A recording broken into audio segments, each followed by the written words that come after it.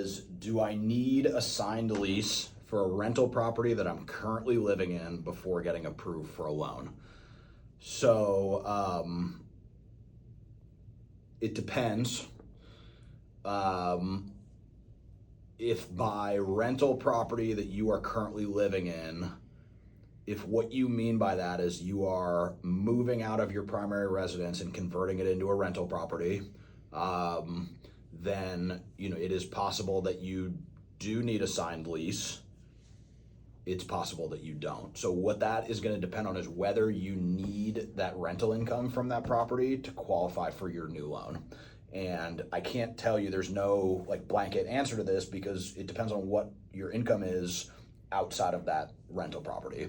What I can tell you is if you have sufficient income to carry both mortgages without any rental income, then you don't need a signed lease. If you make enough money from your job or your business or whatever to cover that both mortgages and meet the debt to income requirements, even not including any sort of rental income, then you're fine. You don't need it.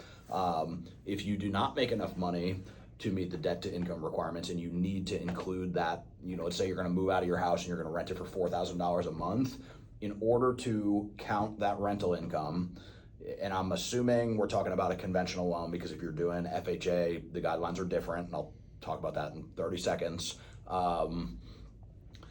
If you need that rental income, you need two things. You need a signed lease and you need evidence of deposit. So if that lease says that you are due, let's say, first, last, and security on lease execution, then we need to see a deposit into your bank account showing that the tenant paid you first, last, and security, and we need to prove that that money actually came from the person that signed the lease.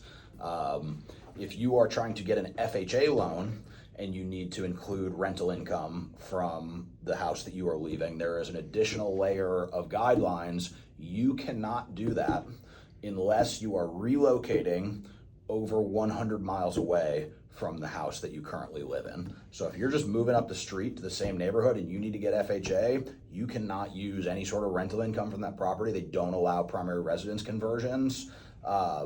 And to be honest with you, if whoever you're working with didn't tell you that, then you're working with the wrong person, because that's a very well-established and well-known guideline that you should be advised on if that's what you're looking to do. So conventional loan, if you need the rental income, you need a lease, you need to prove where it's from. FHA, you need to be moving over 100 miles away. If not, you can't use it. You need to be able to cover both mortgages with your primary source of income, period.